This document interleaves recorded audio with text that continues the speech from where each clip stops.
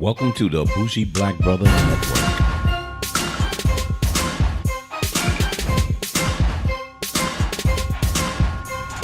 Good afternoon and welcome to Fade to Black Cinema. I'm Michael, your bougie black brother, and I'm here with my co-host, Alicia. Hello. And today we're actually going to review an animated series, or well, not actually a series, but an animated movie called Spider-Man Into the Spider-Verse, which was heavily critically acclaimed.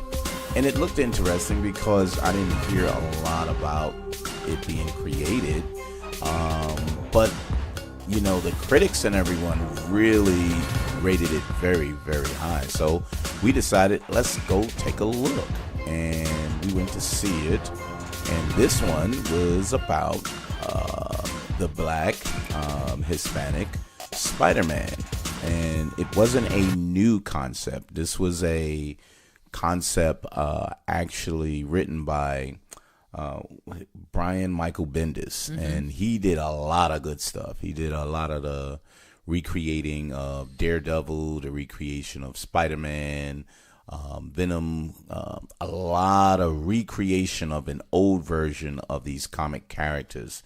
Spawn was one of the big things that I really enjoyed that he did, because that was just something totally different. But he's very, very creative.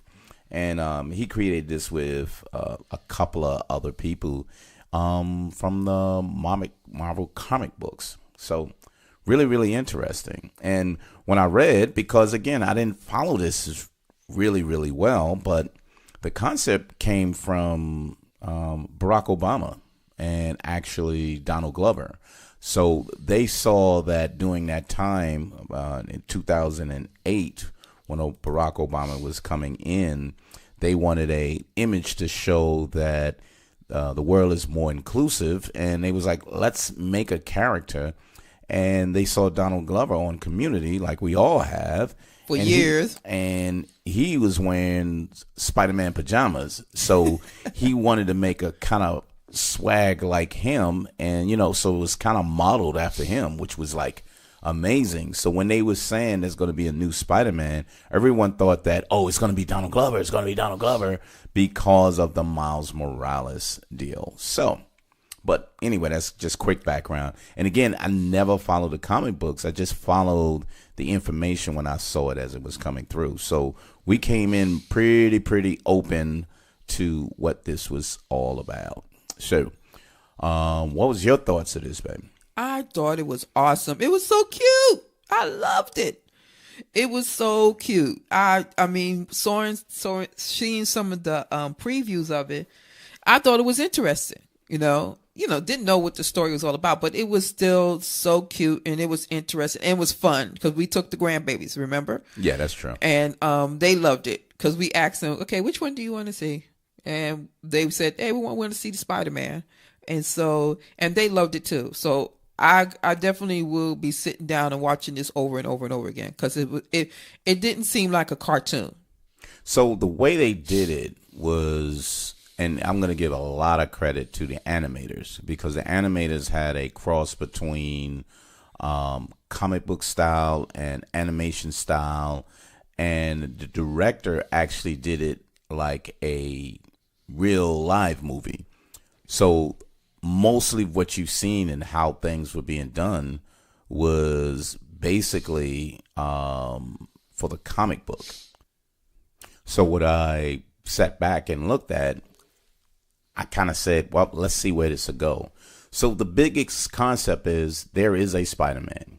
And within the universe that Miles Morales was in, there was a Spider-Man. And he was just a young boy going to a private high school. Father was a cop. Mother was, I think, a nurse. Yeah, she was a nurse. In the medical field. And they both wanted better for him. He was a really smart kid, but he really wanted to do what he wanted to do. And he hung out with his uncle, which seems to be didn't do much with his life. So his father was kind of like, yo, you don't need to be around him, blah, blah, blah. So a storyline of a young boy coming up. And it was again, it was directed like a regular movie, but it was an animated. Movie, so that was really great. But then he winds up in a basement because he did a little graffiti and tagging, and he sees Spider-Man dies in the hands of Kingpin, and Spider-Man dies. And it's weird because I was like, whoa, Spider-Man dies. But in the comic books, there's a time where Spider-Man does die, and that's the Peter Parker. But what makes this and Into the Spider-Verse is there's multiple universes. And within the multiple universes, there's different people or the same people in a different way. So there's different spider people or Spider-Men, Spider-Women, Spider things. Yeah, Spider things. In different universes. So what Kingpin was trying to do, spoilers all the way through, was trying to bring his family back before they saw him trying to kill someone. So if they left him, he can pull from another universe and have his family. But what he failed to understand was because while Spider-Man was trying to fight him, some of his DNA or something touched and pulled all of the other spider characters into this universe. From the different universe. Right. But for somehow, the young Miles Morales actually got bitten by some kind of robotic or chemical company spider, and he gained superpowers like Spider-Man. Yep. So really interesting.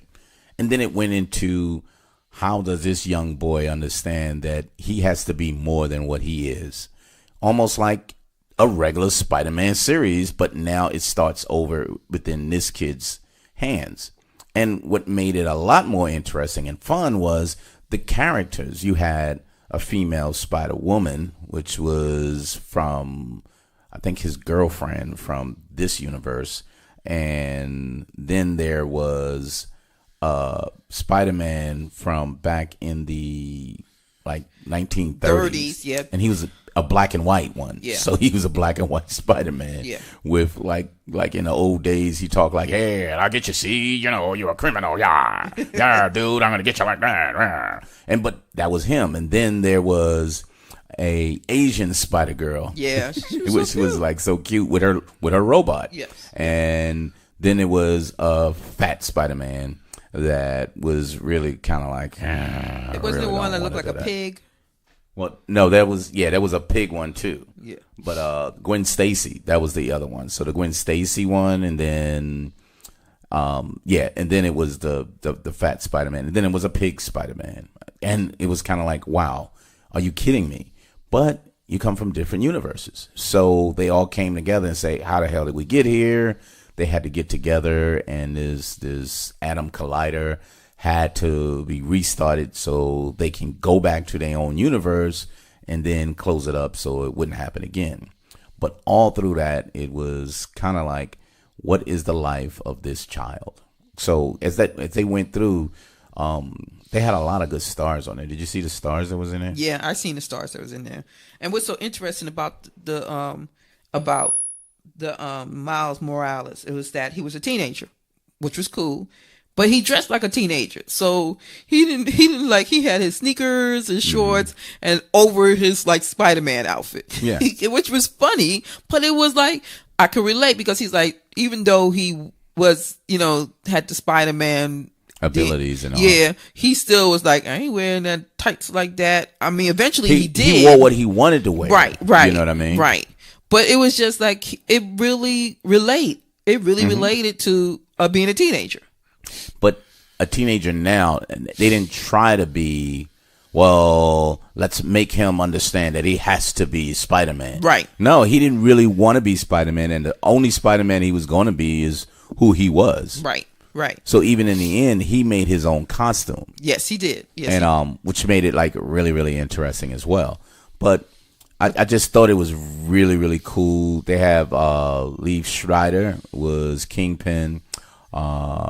Mahershala Ali, he was on there. Yeah. Brian Tyree Henry from Atlanta fame.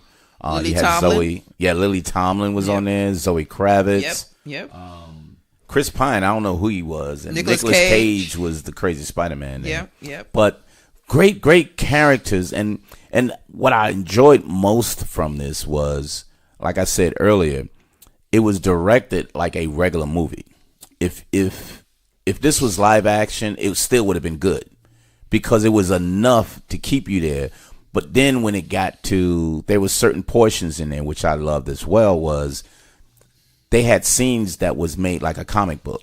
So if he was thinking something, there would be like a bubble or a little caption, like a comic book would be. So they made it like a comic book, and then they made it like a movie, and then they made it like a animated movie. So it was so many different aspects, but they made it exciting all the way through, and it was visually so amazing. It kept your attention visually, and they just did a great job storyline to go all the way through. Because it really was good. I mean, it really kept your attention. I could have. I mean, it was the whole. I mean, like I said, it didn't look like a cartoon, and I mean, I could basically watch that this movie over and over and over again because it was just a lot of fun. And the characters that they build, their personality that you gravitated toward, a lot of all of that really was so important to you liking them or at least understanding them. And then you can be able to go on with the story. It wasn't like, oh, who is that guy? Or why is he there? There was a lot of relevance of the characters that was in there. And everybody played a very good role. And he didn't just jump out and become Spider-Man. He struggled because he was a teenager. And you saw how he struggled. And he had more powers than he thought he could. And they was trying to get him to understand, look, you're more than that. You need to be better. Or if not, we can't trust you. We can't even have you around us because we're superheroes. We're spider people in our own universe doing what we need to do. You're new. You really can't do anything. And they had to make him become, in a sense, fearless in order to be the Spider-Man that he could be. Right. And it was such a great story. And, you know, I slowed down when I first saw it. I almost didn't give it the credit that it deserved at first because I was trying to understand what they were trying to do. And I think I got confused because it was an animation as opposed to a movie. But then when you realize they did them both and they did them both so well that you had to say, this is more unique than your regular animation movie and just as good as if it was live action. But one of the people and critics, and I was just reading a lot of reviews, they almost said it should have been totally live action until it got to the end where everything was just so crazy going on and you really couldn't do that in a live action. So they understood the benefit of not being live action. And it was just so chaotic at the end. But it was so great because it was so entertaining to the eyes. And it was just so many portions in there that was just so entertaining that I really enjoyed the heck out of it. But yeah, but really great characters too. Really great characters. It made the money, critically acclaimed. It won a Golden Globe. Yep, won a Golden Globe. So the likelihood we see more of this in the upcoming years is definite. Yeah, definitely. And it'll be worth it if you keep the same writers and the same directors. I think this will be something that they will follow outside of the regular live action Marvel series. So, and this was Sony. This wasn't Disney. So Sony did this. And so now they got some things that they can hold their hat on and say, well, we got a good series that we can ride on. And we don't have to combine that with the Disney Marvel. So they did a good job with that too. So thank goodness they was able to have some good people come together and make it a really good series. But that's all I got. Anything I missed there? No, it was very, like I said, it was a very good movie. I loved it. I would definitely get a big old bowl of popcorn and bring all the Baron babies at the house and watch it all over again. Yeah, it's worth seeing again. It's the level of detail, or just the fact of it was just entertaining. It was very entertaining. But Fade to Black Cinema. See us every Wednesday. TV series as well as movies, foreign movies, Hey, we didn't regular rate it. movies, and going from there. What's your rating? Oh, wow. You forgot about that. No, man. I asked you, do you have anything else? And you said no. So okay, so it's my fault. I got you. No. I'll take it. I'll take that. I would say I gave it a 9.5. Well, very good. Yeah, 9.5. I gave it an 8.75. It was good. I liked it. I think it was better than a lot of the other ones that I've seen. And I really enjoyed it. But 8.75, I think that's where I'm headed. And I think it's worthy properly for a little more if you put them in comparison to others. Sadly, it's an animated series, so they put it in the animated category as opposed to just regular movies. Because it was in regular movies, it'll probably beat out a lot of other movies as well. But so you got what you said, a 9 what? 9.5. 9.5 and an 8.75. Yeah, almost at a 9, but I can't give it a 9. But see us every Wednesday, Fade to Black Cinema and bougieblackbrother.com, so you can do your downloads and every podcast download. And if you happen to be hanging out on YouTube, go to Bougie Black Brother Network, where you see our latest downloads of podcasts. But thank you very much, and we'll see you next week on Fade to Black Cinema. See ya. Bye.